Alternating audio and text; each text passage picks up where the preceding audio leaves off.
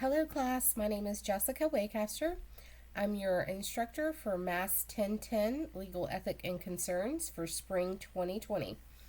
I wanted to do a quick introduction video just to kind of go over everything that's in Blackboard as well as in MindTap. This course is completely online. The only thing you will be coming to the campus for is your final exam.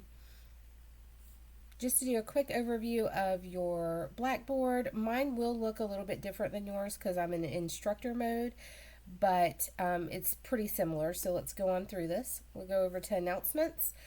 Announcements is going to be where I put anything that needs to be announced to the whole class. This could be anything from changing in due dates, if we're starting to have some IT issues, if we're having to change anything in the course or any reminders, I will put that in announcements. Course overview. Course overview is got, it says your textbook here. We will not be purchasing the paperback textbook for this course. For this course, you will be getting the MindTap, but it is this edition of this specific book. Course overview activities is the most important thing right here under course overview.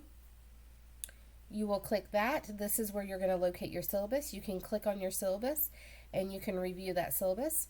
It's very important that you do that. It's got all of the information about the course in the syllabus. You're going to click on syllabus agreement. After you've read that, you will highlight this wording here. You're going to click write submission and you're going to paste it down here. The only thing you have to change is this long blank line. You're going to take that out and you're going to add your name. And after you do that, you're going to click submit. You will do that, like I said, after you've read the syllabus, you understand the expectations of the course, and you agree to abide by any of the due dates and everything. That is counted as an assignment grade, as well as the student introduction. Student introduction is telling me a brief memorable story about yourself. So what you're going to do is you're going to hit write submission and you're going to type in that story for me. And like I said, it's brief, it's quick, it doesn't have to be too long, and you're going to click submit. It's very, very important that you do this one because it is the no-show of the class, meaning that if I do not get in the first week this from you, then you will be considered a no-show in the course. And we'll go ahead and click out of that. And then just going down the line, we'll go over to our calendar. My grades is common sense, it's going to be your grades. So when you click on that, it'll be all the grades that you have in this course. Calendar, I do have several calendars going on here, so I just want you to take a look only at the one for this course. The one for this course is in blue on mine. It might not be blue on yours, but it's going to be when everything is due. It's very important that you keep up with this. You can use this calendar to keep up with it, or you can use your own personal planner. So that's got all our due dates there. I also have put your due dates on an assignment tab. Some students like to do the personal planner and they find this a little bit more helpful. So I did it this way as well as on the calendar. It's got your due date here. It's got what chapter, and it's got what's required for each week. For these three items here, you're going to be doing that inside MindTap, and I'll show you that in a second. For your chapter exam, that will be in Blackboard. So if you go right over here where it says exams, you're going to click there, and it's got all of our chapter exams for this course. Now, to take you into Blackboard, you're going to hit, into MindTap. You're going to hit the textbook link.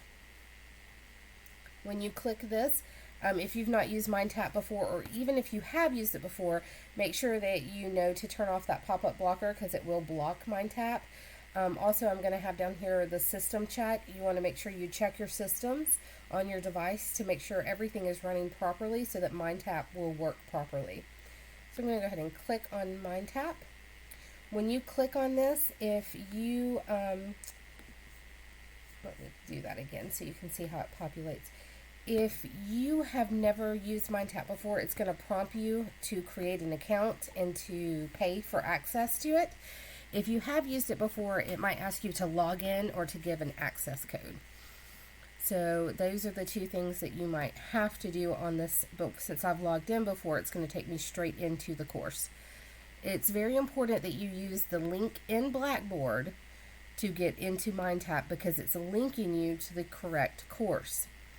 So once we're in MindTap, you're going to hit the arrow down. These arrow downs are letting you know that it is collapsed or expandable. So anywhere that you see an arrow down, it means that there's more information in there. It's very important that you click these because as you can tell, as we hit the arrow downs, we start seeing our assignments that are due. So inside MindTap, we have these little book icons, if you see that, and it says read. So that's how we would get into our book. We can click on this, let it load. So this is our book here. If we find something that we think is important, we can highlight it. If we find something else that we think we need a note on, we can add a note. You can also add a flashcard. So if you see a term match or something that you think would be important, you can do a flashcard.